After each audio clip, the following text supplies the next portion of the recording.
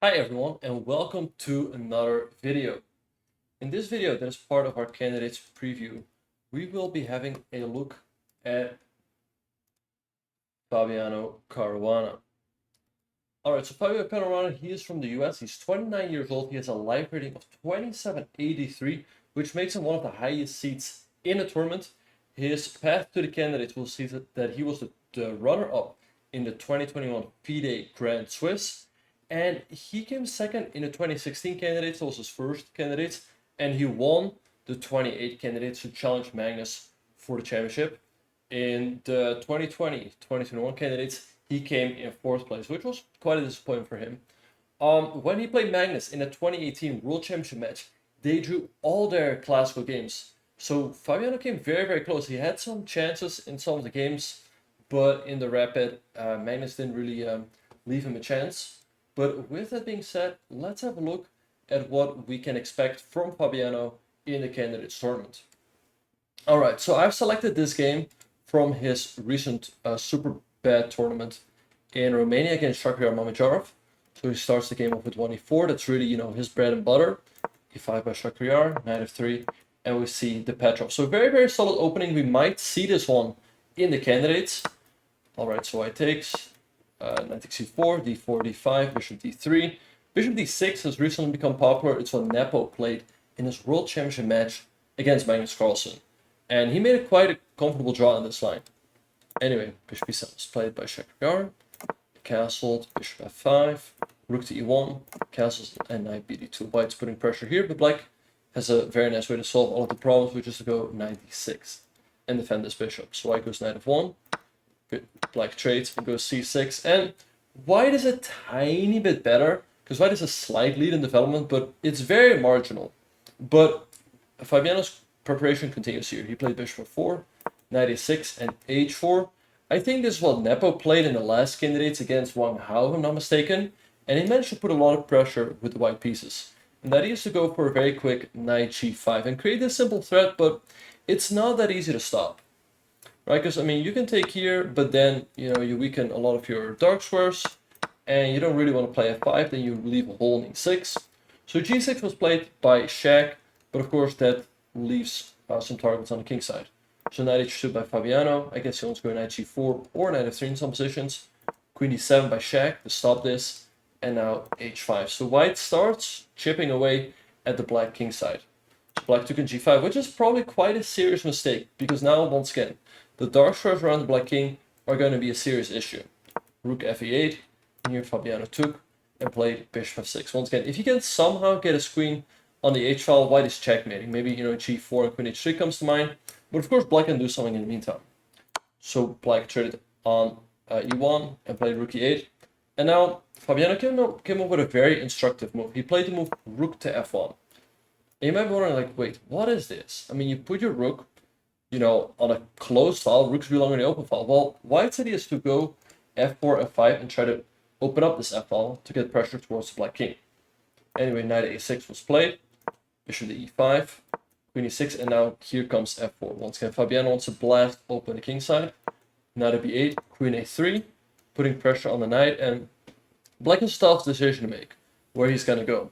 Also note that this pawn is under attack. So Shakhriyar played knight e4, and now f5. Very nice move. He's trying to rip open the king side. Black has to take. Now comes queen h3, threatening checkmate. So black has to play the move f6. And here, rook takes f5. Very nice move by Fabiano. If black were to take on e5, white has queen g4 check. King is to step to the h file, and rook h5 wins the game. Alright, so instead of that, Shakhriyar played the move knight d7, bringing another defender. But now bishop f4, controlling these knight jumps. So Shaq played king f8, Fabi gave a check and played rook h5, a6 by Shaq, because that pawn was hanging. Now queen b3, putting pressure here. b6 was played, and queen f3. He brings his queen back to the king side. So slowly but surely, he's keeping the pressure on Shakhriyar, creating small problems on every move. Rook to h8 was played. Now he took on h8 and played queen h5 check, king g8, queen g6 check, and knight g4. So now the knight also joins the action. You want to use all of your pieces in chess. You cannot have some of your pieces being, just spectators. So king d7 was played, knight h6, a nice move. So I want to jump to f5 to f7 in some cases. So check one here, that is in check, and then I jump back. And note that black cannot hide with king c8, because then we give a check, and after king b7, knight b8, you lose your queen. So king e7, knight h6, king d8, and knight f5. The knight's doing a very good job here. It's controlling a lot of squares. King c8, queen g4, the king went back and queen h3. He's trying to create threats this way now. So queen e8 was played, queen h7. Slowly but surely he's making tiny bits of progress into the black position, causing more and more problems. Knight g5, now he traded and played queen g7, and all of a sudden this pawn cannot be protected. So Shaq gave a check, king h2 and queen d2, but this of course leaves the king a little bit unprotected. So Fabiano gave a check, king c7, queen d6, king d8, and knight e7. A very nice move. He's hitting this pawn, and now it feels like black structure is falling apart. So Shaq took this pawn, Fabi took. He repeated this position once. It's sort of the old Russian school of chess. To repeat first to show that, you know, you're the dominant side, and also to gain some time on the clock. Alright, so after king d8, now he took on d5, and white is turning queen e7 and queen e8. So Shaq gave a check. Once again, Fabiano repeated the position once, but now he went king to f2, and black simply cannot keep giving checks. If black takes here, we go king g3. There are no more checks in the position. Now queen e7 or queen c7 is going to be decisive.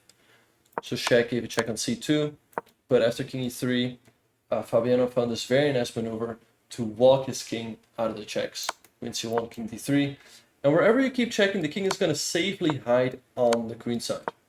So we go to b3 and then to a3, and now the only check you have left is here, but we go b3, and now black runs out of checks, and white will have something to say himself. Alright, so king c8 was played by Shakhriyar, but now came queen e6, a nice move, pinning the knight. Queen f1 check, king c3, queen c1 check, but once again we make this king maneuver to a3, and black is simply running out of squares. So Shaq still played queen b5, but after king b2, he resigned. Perhaps he could have kept the game going a little bit longer with the move king b7, but at any rate, a very nice game by Fabiano. He got a small advantage out of the opening. His preparation, I would say, is really one of his main strengths. And yeah, he just kept up the pressure, just slowly creating problems for his opponent. So I would say that is really what makes him dangerous. Anyway, but with that being said, let's have a very quick look at some of what could be his potential downfall. So he's a very strong player, but he's had some weird games, I would say, where he's just had uncharacteristic moments. For example, this game against Richard Rapport, the position is approximately even after a move like rook h to g1, defending this pawn over here. But Fabiano played the move rook to d4, which is just a blunder, because black has knight takes g4, white recaptures, and now a very nice move e5. Hitting the rook has to move, and now we take on g4, and black has won a pawn, and this majority here on the king side eventually won the game. So that was one mistake during the tournament. That was in Tata Steel Chess at the beginning of this year. But even a stranger moment happened in his game against Anish Giri right here, where he had the white pieces. They were in a time scramble. It was actually move 40, and the position is approximately even. It was a very up and down game, but here Fabiano played the inexplicable rook to b6, and Anish gave him a look like, "What are you doing, buddy?" And he just took the rook and won the game. So I feel like that's sort of his biggest, the thing that he would have to be careful of, not to get into time pressure and make weird blunders. But other than that, he's of course an extremely strong player. But let's have a look at his pairings. Alright, so in the very first round, he is playing Hikaru. They've played each other quite a bit in Rapid Chess Championships, of course, also over the years. They've known each other for a very long time. I would say that generally Fabiano has done well against Hikaru. So that's going to be quite a challenging game for Hikaru. Not the easiest pairing in the world, especially when Fabiano has a lot of time to prepare. Then he'll play Nepo with the black pieces. Not an easy pairing. Then he'll play Duda. I think Fabiano is definitely capable of doing some damage there. And then he's playing Ding Liren with the black piece. So he has two pretty tough black pairings, but I feel like those two white pairings in the beginning definitely give him some chances to perhaps score some points. But with that being said, let's have a quick look at Fabiano's chance to win. I predict that Fabiano Caruana has a 18% chance to win the candidates and get back to a World Championship match against Magnus Carlsen. Let me know in the comments whether you guys agree or disagree, or what you guys think is his chance to win the candidates, and I look forward to seeing you in the next video, in which we will be previewing none other than Alireza Firouzja. I look forward to seeing you on that video.